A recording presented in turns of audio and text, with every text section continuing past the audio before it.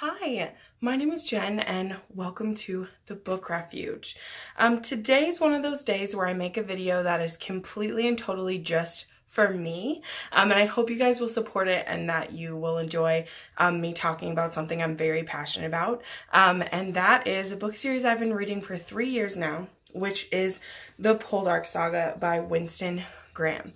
I started reading this series back in 2015, the very end of it, when I first saw the first season of it. I was given it for Christmas and I just fell in love, and it had such a cliffhanger, which if you've seen the show, you know that's kind of a pun because they end on a cliff.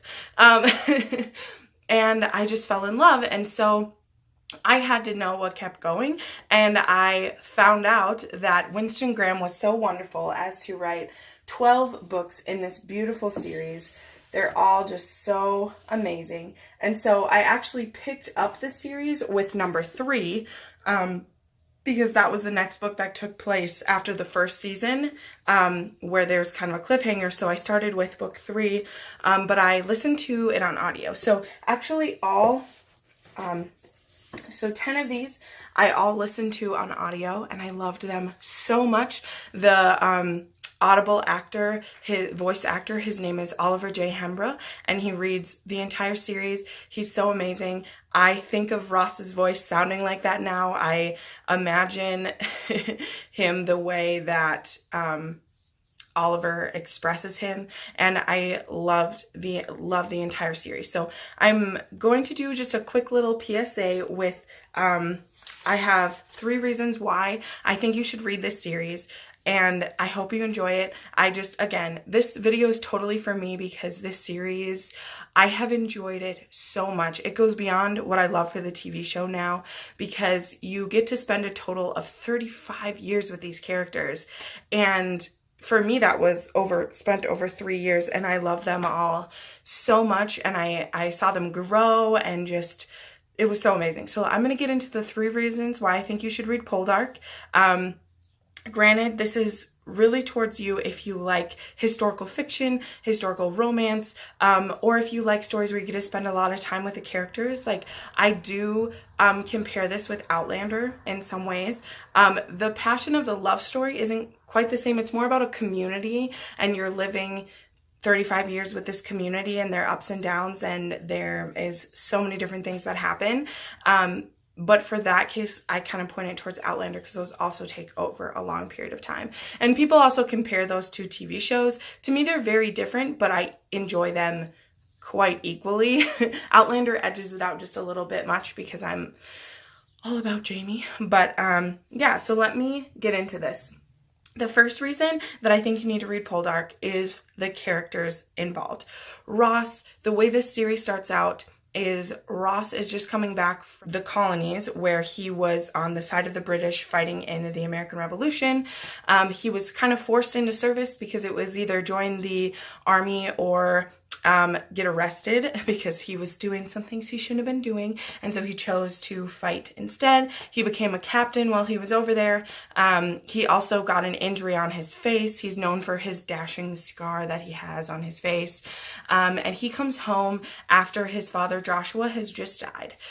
Ross was also in love with a girl named Elizabeth Chenoweth, and when he comes back, his younger cousin Frances is engaged to her, and so he comes home to his father's dead, his land, he owes money on his land, he's in debt, his father left him nothing, the woman he loves is marrying his cousin / one of his best friends, and his life is just crap. And he is a totally different person, you know, when this series starts, and for him, he really does consider just like giving it all up and taking the money his uncle offers him to start a new life somewhere else, maybe go back to America, maybe move to France. Like, he doesn't know, but he really thinks about leaving. And then but he really becomes invested in the community around him and in the poor that he feels responsible for, the people that would depend on his living, that he would, because he owns a mine, a copper mine, and he's like, if I just throw up stakes and leave, no one will take care of these people if I won't. And so it really becomes for him a passion project, something to pour his energy into, is to save this community and to make sure people are taken care of. And he's fighting against a lot of things because the rich in that time, they don't care about the poor. They think that they deserve it. They think that, you know, they just think that they deserve it and they don't want to make things better for them. So through his heartbreak and through his, you know, not knowing what to do with his life, Ross starts to pull things together. And then we meet our main heroine of the series a little ways into the first book when she's still young. Because these books, they really kind of clip through the years. Like, it really keeps moving along. And we meet Demelza, who actually the second book in the series is called Demelza. It's played by Eleanor Tomlinson in the TV show. We run into her in the first book when she is only about 13 years old.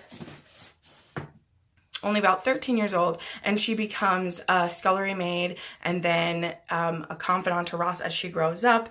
And eventually it's really clear that there is a lot of chemistry between the two of them, and they end up getting married. And that is the first, like, really big conflict in the books, because Ross is, well, not, you know, a lord or something. He's still a gentleman, and he married a scullery maid who is also a miner's daughter. And it's just, but Ross doesn't care. Like, he has affection for her. He is attracted to her. And so he's like, I'm going to marry her. Why not? I can't marry the woman that I love. I'm going to marry Demelza. And on Demelza's side, she almost idolizes Ross in the beginning because he saves her from an uncertain fate. He brings her in. He takes care of her. He never pushes himself on her. That's definitely initiated by her attraction for him. And in some ways, he kind of just like falls into the inevitable. But the thing that surprises everyone is that he marries her, because they're like, you could fool around with your scullery maid, that's fine, but you don't marry one. And he does. And really, that, you know, speaking, you know, I'm really kind of speaking to the first book because I think that's where you're going to fall in love with the characters. But in the long run, Ross says so many times, like, marrying that scullery maid was the making of me. And that's going to make me cry because, guys, I just finished the 12th novel, Bella Poldark, like 2 days ago, and I'm still kind of emotional about it because I just couldn't believe that I was done. So I'm actually starting to reread this series. But a couple other characters who really excited me. Next is Dwight, who becomes Ross's best friend. He is a young surgeon. He's trying to make medicine better and healthier and actually heal patients and not just be like giving them, you know, different things to squeeze money out of them. He cares about the poor. He tries to study mining sickness, which everyone tells him, you're not going to make any money looking into mining sickness because the people who have mining sickness are poor and they can't pay you anything. And Dwight doesn't care. He wants to heal people. He wants to make them better and just be, and he's just amazing. So Dwight and Ross, I actually put in a previous video that they're my favorite bromance I've ever read. And I'm not kidding. They have a friendship that spans, you know, 30 years plus, and they're always there for each other, and they're confidant. And Dwight is, he's so great. He goes through a lot in the series as well. And eventually he has a love interest who, that comes much later, so I won't spoil that. But for him, that's also a case of like mismatched social standings, because he's a doctor, but that's not necessarily like a highbrow thing at the time. And it's just beautiful. So all my friends who watch Poldark here in Fargo, like, they know how much I love Dwight. Like, most of the time I'm on Dwight's side more than anyone else's, because Ross, he is definitely like an anti-hero most of the time, because he does a lot of things that frustrate you. He does frustrate you. Whereas like Dwight is like always trying to do the right thing. And I love that about him. And then finally, one more character I want to talk about. Again, this series takes place over 35 years. There are at least 100 characters, probably not, at least like 40 that I could mention, but I'm only mentioning like the main ones who are like in every story. And our like main villain in this whole series is someone named George Warleggan. He is a friend of Francis, who is Ross's cousin, the cousin that marries Elizabeth, the love of his life. And George, they call him the upstart George because his grandfather was a blacksmith, and his family has kind of built themselves up from poverty. And so that gives George this major chip on his shoulder where he's a banker, he has lots of money, but he can't buy true friendship. And in the beginning of the series, he wants to be friends with Ross. Like, he wants a connection with him, and he wants to be a confidant and someone that Ross will turn to. And Ross, in a little of his arrogance and pride, is just like, I don't need false friends. Like, I don't want you because you want to give me things. And for Ross, you know, for better or ill, he sticks by that for all of his life, that he is not going to like cave into George. But in this being as like a domesticated, like, historical novel, like, the villains are actual people, and it's not like as much outside forces. It's usually George causing problems for people. And so he's always messing with Ross because he holds that animosity, like, for years, that Ross wouldn't be his friend. So you always feel a little bit bad for George, even when you constantly hate him. Like, up until the very end of this series, I still hated George. But when something bad would happen to him, I would still like feel bad and be like, but if we lose George, we don't have anyone to fight against. So those are kind of 4 characters that impacted me the most while reading, but there's so many more people I could mention. They're related to a lot of these people, so I don't want to spoil things for you. The second reason, wow, this is taking long. I wanted this to be a short video, but as you can tell, 12 novels worth of things, it's hard to be concise and quick, but obviously you're probably not still watching if you don't care, so there's that. The number 2 reason why I think you should read is the setting. This series takes place in Cornwall, England, between 1783 and 1820. So it takes place over 32 years, and it is amazing. The setting is so alive. Oftentimes the author will just spend some time like describing the weather or describing what's going on. And at first, that used to really throw me out of the story. Like in the first 2, I was like, wow, this is such a slow moving story, where, you know, I was used to just watching the condensed version of the TV show where it's from action to action, from thing to thing. But Winston Graham takes his time, and it really makes the setting and the time period so alive. This takes place during the Napoleonic Wars, when England is at war with France and with America and just with all these different places. And so there's the real threat of like that the country could fall apart at any moment, that they could be invaded.